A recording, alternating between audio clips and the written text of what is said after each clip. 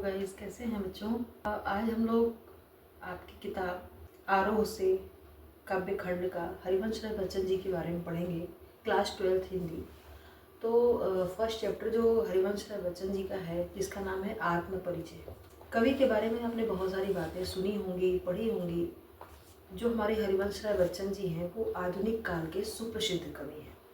हरिवंश राय बच्चन जी की जो रचनाएं हैं वो एक विषय, एक आधार पे हैं, जिसमें उन्होंने किसके बारे में लिखा है और क्या बताने के लिए लिखा है। तो जैसा कि आप यहाँ देख सकते हैं, हरिवंश राय बच्चन जी आधुनिक काल के प्रसिद्ध कवि हैं और उन्होंने अपनी रचनाएं आत्मबोध और मानव मूल्यों पर आधारित करके लिखा है। आत्मबोध का मतलब होता है जब हम स्वयं को जाने। अच्छा, आपसे जब कोई पूछे कि आप अपने बारे में क्या जानते हैं, अपनी पहचान बताइए, तो आप अपनी पहचान क्या बताएंगे? अपना नाम, अपना चेहरा या अपनी सोच? किस चीज़ से आपको प्रसिद्धि मिल सकती है? सोच कर बताइएगा मुझे कमेंट में। चैप्टर को स्टार्ट करने से पहले मैं आपको आपके विषय के बारे में थोड़ा बताते चलूँ कि हिंदी सिर्फ एक विषय नहीं है, हमारे भावनाओं की अभिव्यक्ति है। एक ऐसा विषय जिससे हर दर्द जुड़ा है, हर अभिव्यक्ति जुड़ी है, हर मानव की गहराई जुड़ी है। तो हम अपने समझने वाली भाषा में ही हिंदी को पढ़ेंगे। आज हम आप लोगों को गद्य, पद्य और जितने भी आपके किताब के चैप्टर हैं, अभिव्यक्ति और माध्यम की किताब से भी जो जुड़े हुए पाठ हैं, उन सब का अध्ययन करेंगे। बच्चों, आपको बोर्ड एग्ज़ाम की तैयारी करनी है, तो हिंदी में अगर आपको अच्छे नंबर लाना है तो सबसे पहले आपको ये जानना है कि हमें अपनी क्वेश्चन आंसर को लिखना कैसे है, कॉपी में हमारी प्रस्तुति कैसी होनी चाहिए। तो आज हम हिंदी साहित्य के जिस सुप्रसिद्ध कवि के बारे में बता रहे हैं, जिस रचना के बारे में बता रहे हैं, उससे जुड़े हुए जो भी प्रश्न आएंगे, आप उनका आंसर बहुत सटीक और बहुत तरीके से लिख पाएंगे। हाँ, लेकिन मेरी बात ध्यान से समझिएगा। जब आप समझेंगे तब मेरी भावनाओं को, अपनी किताब की भावनाओं को और कवि की भावनाओं को, तीनों को मिला करके समझने का प्रयास कीजिएगा। तो आइए चलते हैं। बच्चन जी की कुछ मूल रचनाएँ हैं और इनके जन्म के बारे में। इनका जन्म हुआ था आपके उत्तर प्रदेश के प्रयागराज में 1907 में। बच्चन जी की कविताएं, जो सुप्रसिद्ध कविताएं हैं, उनमें मधुशाला का नाम तो सुना ही होगा। मधुशाला एक सिर्फ छोटी सी कविता नहीं है, छोटा सा काव्य नहीं है। मधुशाला के बारे में हम लोगों को इतना बताया गया है कि जीवन एक तरह का मधु कलश है। उस रचना के भीतर जो अभिव्यक्ति प्रस्तुत की गई है, उसमें ये बात लिखा गया है कि जीवन एक तरह का मधु कलश है और दुनिया मधुशाला है। कल्पना, जिस कल्पना पे पूरी दुनिया चलती है, कल्पना शाकी है और कविता वह प्याला है जिसमें डाल करके, जीवन को डाल करके पाठक को पिलाया जाता है। तो कविता का एक घूंट जीवन का एक घूंट है, यानी मनुष्य के जीवन का प्रत्येक क्षण कविता है। शब्दों की अभिव्यक्ति है। शब्दों को जिस तरीके से हम प्रस्तुत करते हैं वही कविता बन जाती है। और कविता के साथ हम ये भी जानेंगे कि ये जो हमारा चैप्टर है आत्म परिचय, वो कहाँ से लिया गया है। तो इस कविता को निशा निमंत्रण से लिया गया है। साथ ही साथ आपके चैप्टर में दिन जल्दी ढलता है, ये भी पाठ दिया गया है। तो ये एक गीत से लिया गया है। और आत्म परिचय नाम का जो चैप्टर है, ये मैं शैली में प्रस्तुत किया गया है। सबसे पहले बच्चों, हम भाषा शैली जरूर जानने की कोशिश करते हैं। किसी भी अभिव्यक्ति का माध्यम क्या है, यानी आत्म परिचय का जो प्रस्तुति है या उसकी जो भाषा शैली है, वो मैं शैली में लिखा गया है। प्यारे बच्चों, यदि आप बच्चन जी की कविताओं को मन से पढ़ लेंगे, मन से समझ लेंगे, तो जहाँ तक मुझे पता है आपकी जो किताब है, इसमें जितने भी पद्य हैं, काव्य की पंक्तियाँ हैं, इनके प्रश्न उत्तर लिखने के लिए आपको शब्द ढूंढने नहीं पड़ेंगे। सारे शब्द आपके हृदय से बाहर आएंगे और आप बड़ा ही सुंदर लिखेंगे। सच्चे, सरल और सहज स्पष्ट शब्दों में आपका उत्तर होगा। आपको पता है कि कवि ने अपनी मान्यताओं को व्यक्त किया है इस कविता में। साथ ही साथ उन्होंने अपने जीवन की सच्चाई बताई है, अपने जीवन की सच्चाई। उन्होंने ये कहा है कि मैं दिखावा पसंद नहीं करता, मैं जीवन में सरल रहना चाहता हूँ, सहज रहना चाहता हूँ। तो समाज के अंदर वो कहते हैं कि मैं जैसा हूँ, मैं खुद को वैसा ही स्वीकार करता हूँ। समाज क्या कहता है इसकी मुझे कोई परवाह नहीं है। तो हम देखते हैं पहली पंक्ति। आपका समय बर्बाद न करते हुए सीधे टॉपिक पे आते हैं। किताब में ओपन करके आप देख लीजिए। मैं जब जीवन का भार लिए फिरता हूँ, फिर भी जीवन में प्यार लिए फिरता हूँ। कर दिया किसी ने झंकृत, जिनको छूकर मैं सांसों के दो तार लिए फिरता हूँ। यानी प्लस माइनस जो तार होता है, जब वो एक साथ जुड़ता है तो झंकृत होता है। इस कविता की पंक्तियों में भावनाओं को समझने का प्रयास कीजिएगा, थोड़े शब्दों का अर्थ भी समझ लीजिए। झंकृत करना मतलब बजा देना, झंकार कर देना, ठीक है। तो कवि ने कुछ बातें बताई हैं। सांसों के तार का मतलब होता है प्राण रूपी दो तार। कवि कहता है कि मैं संसार में अपनी सामाजिक जिम्मेदारियों का निर्वहन करना चाहता हूँ और उनके साथ अपने जीवन के जो कष्ट हैं उनके साथ ही जीवन को बिताना चाहता हूँ। जबकि मेरी जिम्मेदारियाँ चाहे कितनी भी बड़ी हों, मेरे जीवन में कष्ट चाहे कितने भी ज़्यादा हों, किंतु मैं अपने किसी प्रिय के लिए अपने मन में जो स्नेह रखा हूँ, जो प्रेम रखा हूँ, वो कैसा है? निस्वार्थ है। उस निस्वार्थ प्रेम को प्रकट करते हुए कवि कहता है कि जो मेरे मनोभाव हैं उनमें प्रेम दिखाई पड़ता है। किस प्रकार का? कि जब अचानक से मेरे जीवन में एक प्रेम का प्रवेश होता है तो जो उसकी प्रिया है अर्थात कवि की जो पत्नी है, वह जब कवि के पास आती है तो उसके हृदय में, अर्थात जब दो लोग एक साथ जुड़ते हैं, अपनी मनोभाव को व्यक्त करते हैं, तो कवि का हृदय झंकृत होने लगता है, बजने लगता है। ठीक, इसके कारण क्या होता है कि कवि की जो सांसों रूपी जो तार है, लिखा है ना कि मैं सांसों के दो तार लिए फिरता हूँ। तो जो सांसों रूपी तार है अर्थात जो प्राण है दोनों के, उसमें एक स्वर सुनाई देने लगता है, एक प्रेम की झंकार सुनाई देने लगती है। कवि इसी प्रेम के झंकार को अर्थात मधुर स्वर को सुन करके उस ध्वनि में लीन रहने लगता है। और क्या करता है? वो सांसारिक बोझ, सांसारिक कष्ट और जितने भी ताने बाने हैं उसमें सोचता है कि ये मेरे लिए कुछ भी नहीं है, यानी इनकी परवाह नहीं करता है और अपने जीवन में सुखपूर्वक मैं जी रहा हूँ, ऐसी कल्पना करता है। इसके साथ ही हमारा पहला जो आपका पद्य है वो समाप्त हुआ। अब हम इसके काव्य सौंदर्य को भी देखते चलते हैं। कभी आपके प्रश्न में काव्य सौंदर्य पूछता है। काव्य सौंदर्य 10th में पढ़ा होगा आपने, जिसके भाव पक्ष और कला पक्ष दो होते हैं। तो आप इसमें ध्यान से समझ लीजिए। भाव पक्ष में है कि कवि ने प्रेम को मुक्त भाव से स्वीकार किया है, ये उसकी भावना है। फिर उसने अपनी पत्नी को निस्वार्थ प्रेम दिया है। ठीक, कवि के मन में किसी भी प्रकार का कोई भाव ऐसा नहीं, जैसे ईर्ष्या का भाव नहीं है, द्वेष का भाव नहीं है, घृणा का भाव नहीं है, छल कपट का भाव नहीं है, मोह माया का भाव नहीं है। इन सब चीज़ों से वो बड़ा ही दूर है। अब आते हैं हम काव्य की जो क्वालिटी है अर्थात काव्य का सौंदर्य किस वजह से है, ये देख लेते हैं। तो कवि ने जो आत्मपरिचय में लिखा है कि मैं जग जीवन का भार लिए फिरता हूँ, ये बड़ी सरल और सहज भाषा में प्रस्तुति है।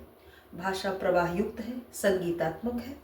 साथ ही साथ इस अंश में श्रृंगार रस का समावेश किया गया है। और जो आपने नाम सुना होगा या आपकी किताब में आगे बहुत सारे ऐसे राइटर मिलेंगे, उसमें आप पढ़ेंगे गज़ल फिराक गोरखपुरी की। तो अभी आपके इसमें जो ये राइटर ने लिखा है, इसकी जो कुछ प्रस्तुति है, ये जो झलक दिखाई देती है, उमर खयाम की कुछ गज़लें हैं, उनके उन रुबाइयों के असर इस पे भी दिखाई पड़ते हैं। साथ ही साथ सांसों के दो तार, इसमें रूपक अलंकार का प्रयोग किया गया है। अब हम आपके दूसरे पैराग्राफ की ओर बढ़ते हैं। ठीक है। मैं स्नेह सुरा का पान किया करता हूँ।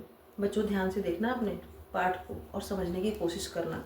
जो चीज़ें आपको डिस्टर्ब करें, ना समझ में आए, उसके लिए मुझे कमेंट करना। बच्चों ध्यान से हम लोग दूसरे चैप्टर की ओर दूसरे पैराग्राफ के पढ़ते हैं। मैं स्नेह सुरा का पान किया करता हूँ, मैं कभी न जग का ध्यान किया करता हूँ। जग पूछ रहा उनको जो जग की गाते, मैं अपने मन का गान किया करता हूँ। बड़ी सुंदर प्रस्तुति है भाई। स्नेह सुरा का अर्थ है प्रेम रूपी शराब, और जग का अर्थ तो आप जानते ही, संसार, दुनिया। गान करना मतलब किसी बात को बताना या किसी बात को सुनाना। इसका भाव ये निकलता है कि कवि अपने विचारों को व्यक्त करते हुए कहता है कि जो स्नेह है, जो प्रेम है, वह कवि प्रेम रूपी मदिरा का पान करता हुआ ये कहता है कि मदिरा पीकर उसकी जो मस्ती है उसमें मैं हमेशा डूबा रहता हूँ। कवि ये भी कह रहा है कि मैं सिर्फ अपने मन की बातें ही सुनता हूँ, मैं दूसरों की बातों पर ध्यान नहीं देता और इसी अपने मन की बातों की कल्पनाओं में मैं डूब जाता हूँ। इस संसार की मुझे कोई चिंता नहीं है, संसार मुझे क्या कहता है, क्योंकि लिखा है ना, मैं कभी न जग का ध्यान किया करता हूँ। कवि कहता है मैं कभी भी संसार की बातों का कोई ध्यान नहीं देता हूँ, संसार मुझे क्या कह रहा है। कवि को संसार अपूर्ण लग रहा है। अपूर्ण जानते हैं, पूरा नहीं लग रहा है, अर्थात संसार में जो विसंगतियाँ हैं उनको बताते हुए कवि कहता है कि मैं न खुद पूर्ण हूँ और न ही संसार पूर्ण है, इसलिए मैं संसार की बातों को ध्यान नहीं देता हूँ, अवॉइड कर देता हूँ। और संसार मुझे साथ ही साथ स्वार्थी भी लग रहा है, स्वार्थ भरा हुआ है। कहने का भाव ये है कि संसार केवल उसको पूछता रहता है जो संसार की ही गाते हैं, अर्थात संसार का बखान करते हैं। आपकी जग पूछ रहा उनको जो जग की गाते, अर्थात संसार में रहकर जो संसार की बातों की गुणगान किया करते हैं उसी को संसार उस बखान करता है, उसकी बड़ाई करता है। और जग के अनुकूल जो कार्य किया करते हैं लोग उसकी तारीफ करते हैं, वाहवाही करते हैं। कवि अपनी बातों को प्रकट करते हुए ये भी बताना चाहता है कि मैं डूब कर अपने मन की तो सुनता हूँ, अपने मन की भावनाओं की गीत गाता हूँ और अपने ही मन की संवेदनाओं को, मन में जो भावनाएं हैं, जो संवेदनाएं हैं, उन्हीं को मैं अपने ही गीतों में गुनगुनाता रहता हूँ। अपने मन का गान किया करता हूँ, यानी अपने ही मन के गीतों को मैं गुनगुनाता हूँ। मैं समाज की किसी भी बात पर कोई ध्यान नहीं देता हूँ। इसका भी काव्य सौंदर्य हम लोग देखते चलते हैं। कवि ने यहाँ स्वार्थी बताया है, किसको? संसार को। साथ ही साथ कहता है कि संसार अपने मन की बातों को सोचता है और पूछता भी है। जो संसार की बखान करते हैं उसको पूछता है, जबकि संसार खुद अपूर्ण है। और कला पक्ष पे आते हैं, यानी काव्य सौंदर्य पे, तो भाषा इसकी सरल है, सहज है, स्पष्ट है, खड़ी बोली का प्रयोग किया गया है, स्नेह सुरा में रूपक अलंकार है, इसमें संस्कृत के तत्सम शब्दावली का प्रयोग भी किया गया है, साथ ही साथ अनुप्रास अलंकार है। आप देख सकते हैं, जग पूछ रहा उनको जो जग की गाते, फिर स्नेह सुरा में अनुप्रास अलंकार है और साथ ही साथ माधुर्य गुण है। गुण आप लोगों को बताया गया होगा क्लास 10th में। अगर आप गुण के बारे में पूछेंगे तो मैं आपको थोड़ा सा बताते हुए चलती हूँ किस प्रकार के गुणों को हम कविता में 3 प्रकार के गुणों का वर्णन आता है। ठीक है, बिना इन 3 के कविता का कोई भाव नहीं होता है। तो कविता के साथ हम ये जानेंगे कि उसमें 3 लक्षण कौन से हैं। हाँ, तो बच्चों मैं कह रही थी काव्य के 3 लक्षण बताए गए हैं। ठीक है, तो काव्य के गुणों को देखते हैं। काव्य के 3 गुण हैं, कौन से हैं? ओज है, ये देखिए, एक होता है काव्य का ओज, उसके बाद होता है माधुर्य। हाँ, तो बच्चों ध्यान दीजिए, काव्य के 3 गुण होते हैं, ओज है, माधुर्य है और एक होता है प्रशांत।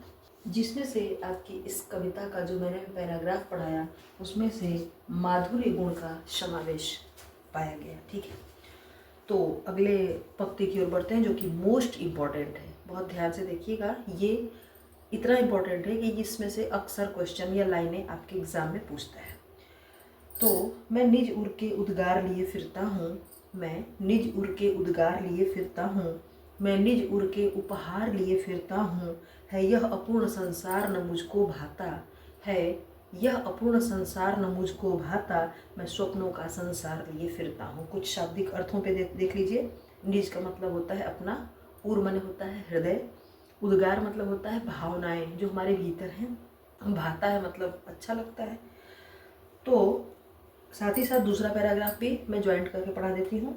मैं जला हृदय में अग्नितहा करता हूँ, सुख दुख दोनों में मग्न रहा करता हूँ, जग भव सागर तरने को नाव बनाकर मैं भव मौजों पर मस्त बहा करता हूँ। कवि ने कितनी सुंदर बातों को लिखा है जो हम इस संसार में रह करके भी सीख नहीं पाते हैं, देख नहीं पाते हैं। इस अपूर्ण संसार की पूर्णता में हम सोचते हैं कि सब कुछ मिल गया है हमें, जबकि संसार स्वयं अपूर्ण है, लेकिन हम उसी को पूर्ण मान करके इन विषय वासनाओं में, इन सांसारिक चीज़ों में डूबते चले जाते हैं।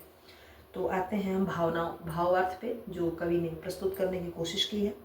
बच्चों ध्यान देना, तुम्हें सब कुछ आता है, बस थोड़ा सा एक नियमितता बना करके रखो, यानी डेली रूटीन बनाओ। रोज पढ़ोगे तो कोई प्रॉब्लम नहीं होगी। एग्जाम में भी कुछ नहीं होता, बोर्ड एग्जाम बहुत बड़ी बात नहीं है, आप आराम से लिख सकते हो।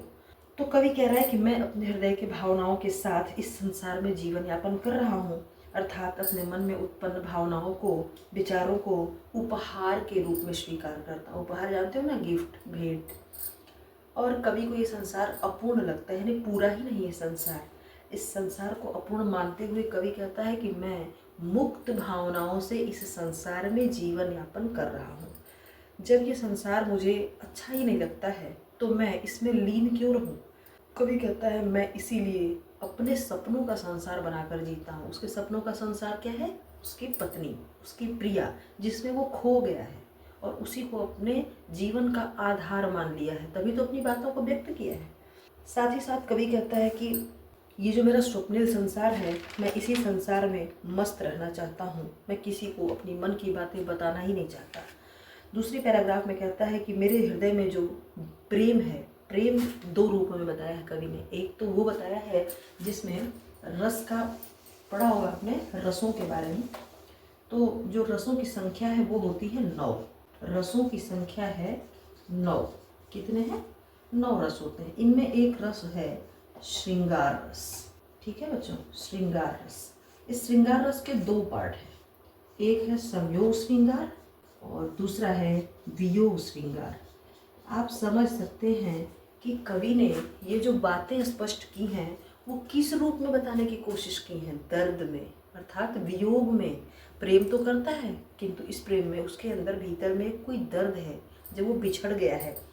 तो कवि कहता है कि मैं वियोग की अग्नि में जल रहा हूँ और उसी वियोग रूपी अग्नि में दिन रात में जलने के कारण अपने विचारों में एक आशा भरा हुआ, आशान्वित विचार लेकर के जी रहा हूँ, क्योंकि स्वयं पर मैंने नियंत्रण तो रखा है कि सुख दुख की सारी अवस्थाएं मेरे साथ जो हैं उन दोनों अवस्थाओं में मैं डूब चुका हूँ, यानी मग्न हो गया हूँ। मुझे किसी की कोई परवाह नहीं है। क्यों? क्योंकि मैं वियोग में जी रहा हूँ, दुख में जी रहा हूँ।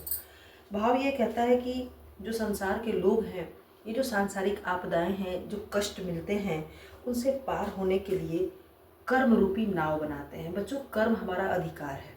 जिस कर्म पे, जिस भरोसे पे हम इस संसार में आने के बाद अपना नाम रोशन करते हैं, दुनिया में एक ऐसे हम आशावादी या एक लोगों के लिए प्रेरणादायक इंसान बनते हैं, वो क्या होता है? हमारे कर्म होते हैं। आपने बहुत सारे एग्जाम्पल देखे हैं, वीरों के नाम सुने हैं, जिसमें से कृष्ण हैं, राम हैं, महापुरुषों के भी नाम पढ़ा होगा आपने, स्वामी विवेकानंद है, महात्मा बुद्ध है। बहुत सारे लोग हैं जिन्होंने जीवन में बहुत सारे कष्ट उठाए हैं और अपना नाम अमर किया है। हमारा कवि भी कुछ ऐसे ही अपनी बातों को व्यक्त करता हुआ बताता है कि मैं सांसारिक दुख सुख की परवाह नहीं करता हूँ, और जो मनुष्य इस संसार में आते हैं, कितनी भी आपदाएं आए, जब वो कर्म रूपी नाव बनाकर चलता है तो उस संसार से वो पार हो जाता है।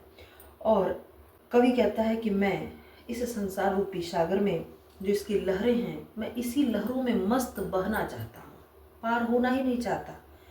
अर्थात कवि अपने जीवन में आने वाले सुख दुख के कष्टों को सागर की लहरों से जोड़ करके बताने की कोशिश किया है कि जिस प्रकार समुद्र की लहरें आपस में टकराती हुई लहरें उठती हैं और गिरती हैं, मेरे जीवन का सुख और दुख ऐसे ही अप डाउन होता रहता है। क्यों? क्योंकि मेरे पास एक बहुत अच्छी नाव है। कौन सी नाव? प्रेम रूपी नाव, और मैं उसी में डूबना चाहता हूँ। मुझे कर्म रूपी नाव की आवश्यकता नहीं है। मेरे ख्याल से आपको चैप्टर बहुत सुंदर लग रहा होगा और अच्छे से समझ में भी आ रहा होगा। हम लोग एक बार इसका भी थोड़ा काव्य सौंदर्य देख लेते हैं, दोनों का, भाव पक्ष भी और कला पक्ष भी। तो कवि ने संसार की अपूर्णता और स्वार्थ प्रियता से तंग आकर अपने सपनों की दुनिया को ही अपना संसार बना लिया है। दूसरी बात है कि हृदय के जो उपहार हैं, अपने हृदय को ही मान लिया है वो, कि मतलब मेरा हृदय ही उपहार है। क्योंकि इसमें लिखा है ना, मैं निज उर के उपहार लिए फिरता, अपने हृदय को ही उपहार मान करके कह रहा है कि मैं इसी को लेकर के घूमता रहता हूँ। साथ ही साथ इसकी जो शैली है वो शुरू में बताया था मैंने कि मैं शैली का प्रयोग किया गया है, साथ ही साथ गीति शैली का प्रयोग किया गया है, शांत रस का प्रयोग किया गया है, संस्कृत के कुछ तत्सम शब्दावली का प्रयोग किया गया है। और बाकी हम लोग फिर अगले चैप्टर में देखते हैं, अगला पैराग्राफ देखते हैं, इसी चैप्टर का अगला पैराग्राफ चेक करते हैं। बोरिंग तो नहीं हो रही है? बैठे आपको क्लास में लग रहा होगा कितना मैम पढ़ाए जा रही हैं, तो थोड़ा सा हंस लीजिए, मुस्कुरा लीजिए, क्योंकि चैप्टर आपका आगे थोड़ा और अच्छा होने वाला है। कविता की लाइनों को ध्यान से देखिए।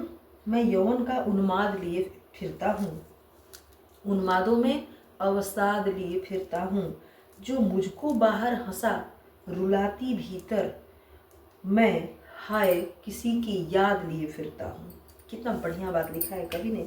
अक्सर आप लोगों के जीवन में कभी ऐसे उतार चढ़ाव भी आते होंगे या आए होंगे, तो इन उन्मादों के साथ कवि ने जो जीवन का प्रवाह बताया है उसको हम लोग देख लेते हैं।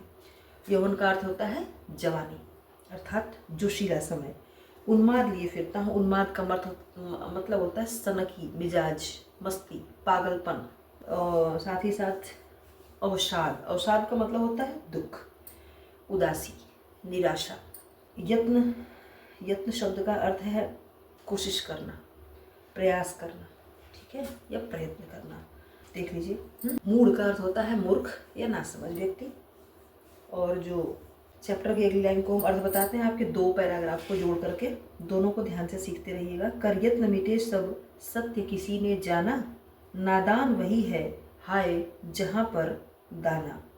फिर मूड न क्या जग जो इस पर भी सीखे, मैं सीख रहा हूँ सीखा ज्ञान भुलाना। दोनों का अर्थ हम लोग जोड़ के पढ़ते हैं ताकि आपके पैराग्राफ थोड़े जल्दी समाप्त हो जाएंगे, बाकी आपको पूरा समझ में आएगा। कवि कहते हैं कि मैं अपने जवानी के दिनों में जब पागलपन की मस्ती लिए घूमता रहता था, तो उस समय अनेक तरह के कष्ट और निराशा मेरे मन में छाए रहते थे, जिनको लेकर मैं कभी दुख, कभी निराशा के कारण थोड़ा कभी प्रसन्न होता था और कभी रो लिया करता था।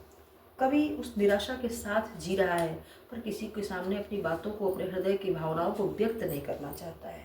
कभी किसको याद कर रहा है? अपने प्रिय को, अर्थात अपनी पत्नी को।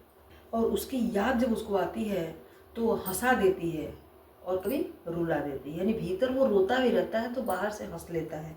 लिखा है ना, जो मुझको बाहर हंसा, बाहर तो हंसा रहा है सबके सामने और भीतर रुला, अर्थात वो भीतर से रो रहा है और उसकी याद आने पर कवि व्याकुल हो जाता है। कवि आगे और भी बातें बताता है, कहता है इस संसार के लोगों ने सत्य जानने की कोशिश की। लिखा है ना, कर यत्न मिटे सब सत्य किसी ने जाना। तो संसार में लोगों ने सत्य जानने की कोशिश की, लेकिन कोई भी सत्य जान नहीं पाया। बिना सत्य जाने ही इस संसार को छोड़कर चले गए। बहुत सारे लोग आए और बहुत सारे लोग चले गए। कवि खुद को नादान बताता है, मूर्ख बताता है। साथ ही साथ ये भी कहता है कि जहाँ समझदार लोग रहते हैं वहाँ चतुर लोग भी रहते हैं।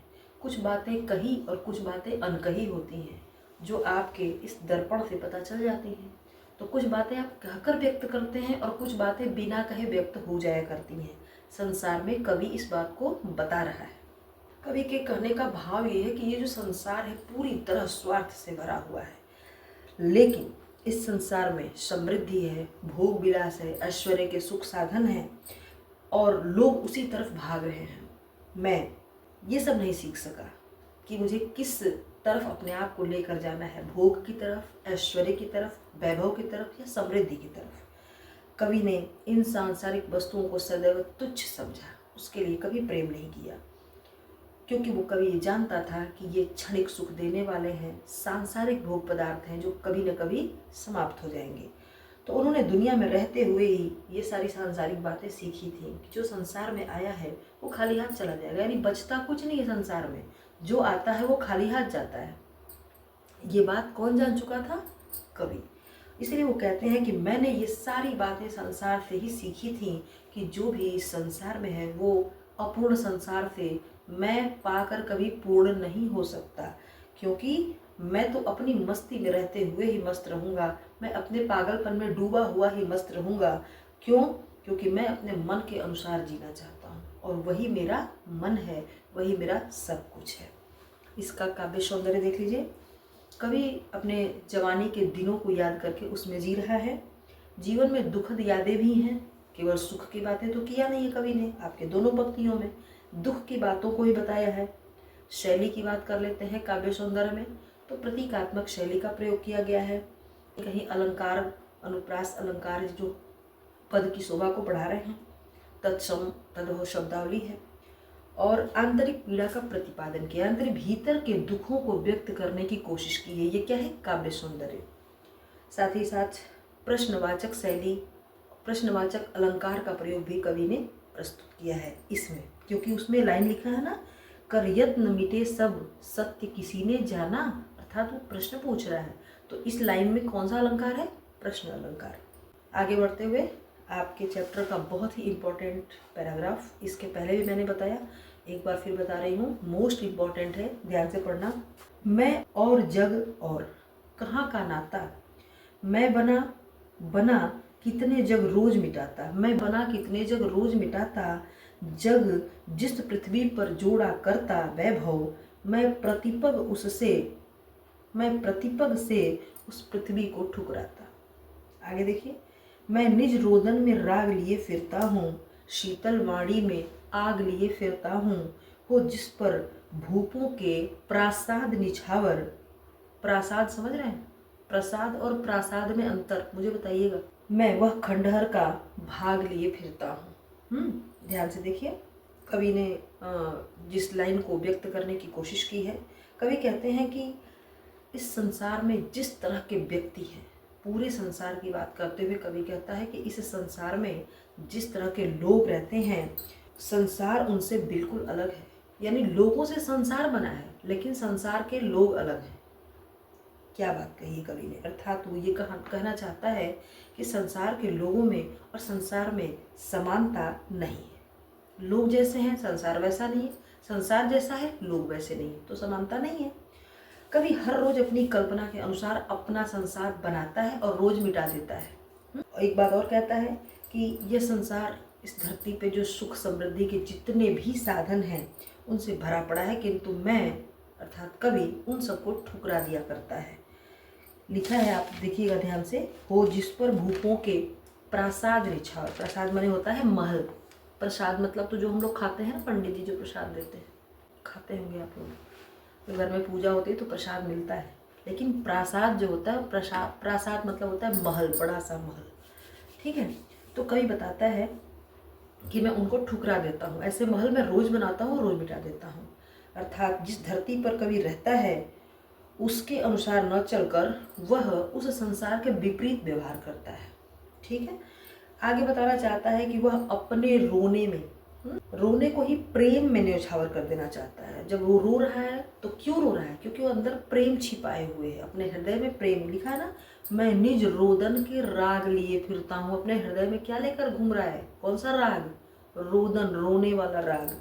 और उसकी जो वाणी है, उसकी जो आवाज़ है, उसमें जो शीतलता प्रतीत होती है, ठंडक सी लगती है, लोगों को मालूम पड़ता है वह भी ठंडक है नहीं, उसके भीतर का उन्माद है, अवसाद है, जिसमें वो दुखी तो है पर व्यक्त नहीं, जोश लेकर के चलता है, लोगों को बताता है कि मैं बड़े जोशीले अंदाज में हूँ, लेकिन भीतर अपना दर्द छुपाए हुए है। कवि ये भी मानता है कि उसके जीवन में जो प्रेम रूपी निराशा है, प्रेम में निराशा उसको मिली हुई है, तो कहता है जो प्रेम में मेरी निराशा मिली है उसके कारण मैं खुद एक खंडहर सा हो गया हूँ। खंडहर जानते हैं? जो ऐसा महल टूट टूट के बिखर गया हो, जिसमें कुछ बचा ही ना हो। तो मैं अपने प्रेम में, कह रहा है कि खंडहर का एक हिस्सा बन गया हूँ, और धरती के किसी राजा को वो खंडहर भी, एक राजमहल, खंडहर भी और राजमहल भी, मैं दोनों न्यौछावर कर देना चाहता हूँ। अर्थात संसार का सुख भी और दुख भी दोनों न्यौछावर करने की कोशिश कर रहा है। कौन? हमारा कवि। कहने का आशय क्या है कि कवि जो बातें बताया है उसमें कह रहा है कि जो मेरे मन में प्रेम है, जिस प्रेम को लेकर मैं जीवित हूँ, जिस प्रेम को लेकर मैं लोगों के सामने प्रस्तुत हूँ, वह प्रेम मेरे लिए सबसे अनमोल है, और उसी की कल्पनाओं में मैं हमेशा डूब जाना चाहता हूँ। काव्य सौंदर्य, जैसा कि अभी आपने मैं पीछे इसको बताया है शैलियों के बारे में, और इसकी जो भाव पक्ष थे, कवि के मन में कवि के हृदय में प्रेम है, प्रेम रूपी बातों को बता रहा है, और अपने भीतर जितना भी दर्द है उसको वो छिपा करके रखना चाहता है। कला पक्ष ये है कि अभी मैंने बताया आपको कि श्रृंगार रस के दो पहलू होते हैं, तो यहाँ पर कवि वियोग श्रृंगार का प्रयोग किया है। वियोग श्रृंगार रस के बारे में लिखा है। भाषा इसकी सरल है, सरस है, प्रवाह युक्त भी है। खंडहर सा, ये अलंकार है, पढ़ा होगा आपने। कौन सा अलंकार है? कमेंट करके मुझे बताइएगा, बहुत ही आसान है। साथ ही साथ एक अलंकार का नाम और है विरोधाभास अलंकार, जहाँ की कवि कहता है कि भूपों के प्रासाद निछावर, और फिर वही कहता है खंडहर सा, यानी राजा का महल भी और खंडहर भी, अर्थात जीवन का सुख और दुख दोनों को किस अलंकार में नापा है? विरोधाभास अलंकार में स्वीकार किया है। साथ ही साथ प्रेम को अमूल्य रूप से अपने हृदय से ग्रहण करता है, स्वीकार करता है। कवि की इन भावनाओं को आगे बढ़ते हुए हम देखते हैं लास्ट पैराग्राफ। ध्यान से समझने की कोशिश करिएगा। बोरिंग तो नहीं लग रहा है? अभी 30 मिनट्स हुए नहीं है, थोड़ा ध्यान से पढ़िए। चैप्टर अब थोड़ा और फास्ट कर देती हूँ, लास्ट वाले।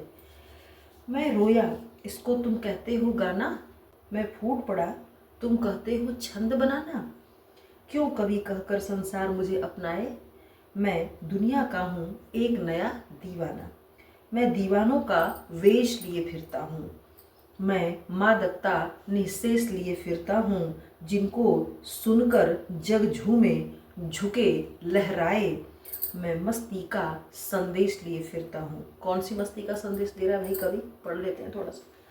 जो कवि हैं उनका नाम है हरिवंश राय बच्चन। अभी मैंने इसके पहले थोड़ा बहुत बताया आप लोगों को कवि के पूरी बारे में। तो ये अपनी मन की पीड़ा को व्यक्त करते हुए कहते हैं कि मेरे मन में जो पीड़ा उत्पन्न हुई है, प्रेम रूपी जो पीड़ा है, अर्थात प्रेम में तो प्रसन्न है लेकिन उसमें क्या मिला है? वियोग। उसमें जो उनको दुख हो रहा है, कहते हैं कि इस प्रेम रूपी पीड़ा से मैं संसार में आने के बाद रो रहा हूँ, वियोग में हूँ, दर्द में हूँ, और रोने को ही संसार ने गीत समझ लिया, सोच रहा है मैं गाना गा रहा हूँ। तो जब कवि की वेदना बढ़ जाती है, कवि का दर्द बढ़ जाता है, तो उसको कवि दुख के शब्दों में व्यक्त करता है और कहता है कि इस संसार की जो प्रक्रिया है, संसार का जो ये आना आवागमन का जो चक्कर है, जो लोगों को परखने का, लोगों के देखने का जो नज़रिया है, वह निश्चित मान करके कि उसके समझने से और हमारे देखने से दोनों के नज़रिए में कितना अधिक अंतर है, ये कवि प्रस्तुत करना चाहता है। थोड़ा अलग है। कवि ये भी बताना चाहता है कि संसार मुझे क्यों अपनाना चाहता है, ये मैं नहीं समझ पा रहा हूँ। मेरे अंदर ऐसी कौन सी खूबी है जिसको देख करके संसार मुझे अपनाना चाहता है? क्यों? क्योंकि मैं खुद को दीवाना कहता हूँ, क्योंकि मैं स्वयं को पागल समझता हूँ। तो जो इस दुनिया में आने वाली हर परिस्थिति में मस्त रहता है, उसको लोग दीवाना ही तो कहते हैं। तो कवि बताना चाहता है कि न जाने समाज उसे क्यों स्वीकार करता है दीवाना, न जाने समाज उसे क्यों पागल कहता है, फिर भी कवि खुद को कहता है कि मैं दीवाना होकर भी, पागल होकर भी, मस्ती में घूमते हुए भी उसी मस्ती का संदेश लेकर के घूमता रहता हूँ, जिसको सुनकर संसार को लगे कि प्रेम में या प्रेम भरी गीतों में सब जो लोग झुक जाते हैं, सभी लोग उसका सम्मान करते हैं।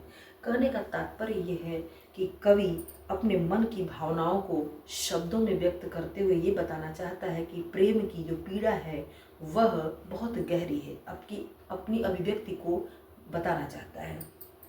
कहता है कि लोग उन शब्दों को समझकर गीत के माध्यम से या संगीत के माध्यम से केवल सुन करके झूम उठते हैं, कवि के हृदय की भावनाओं को समझते नहीं है। इसीलिए तो कवि ने खुद को क्या कहा? दीवाना कहा, कि मैं दीवाना हूँ। तो मस्ती का संदेश देते हुए कवि अपनी बात को बताया है। थोड़ा सा और आपका चैप्टर बचा है जो अलंकारों से और काव्य सौंदर्य से जुड़ा है, पढ़ लेते हैं। कवि ने अपनी विरह वेदना को व्यक्त किया है, ये भाव पक्ष है। और दूसरी बात की मनमौजी भी बताया है खुद को दीवाना कह के। तो दूसरी जो कला पक्ष है, इसमें एक खास लाइन है, क्यों कवि कहकर संसार मुझे अपनाए। तो क्यों कवि कहकर में अनुप्रास अलंकार है, ध्यान दीजिएगा। साथ ही साथ करुण रस, श्रृंगार रस और वियोग रस का प्रयोग किया गया है। भाषा बहुत ही सरल है, स्पष्ट है, भावयुक्त है। गुण मैंने अभी जस्ट पीछे बताया है, माधुर्य गुण का प्रयोग किया गया है। प्रसाद और शांत रस भी इसमें विद्यमान है। पुनरुक्ति प्रकाश अलंकार का इसमें बेहतरीन प्रयोग किया गया है।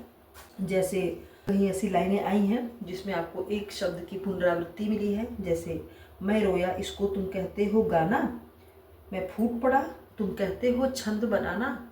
तो थैंक यू बेटा, चैप्टर आपको बहुत अच्छा लगा होगा, कमेंट कीजिएगा। कोई भी प्रॉब्लम हो तो मुझे बताइएगा। Okay, thank you.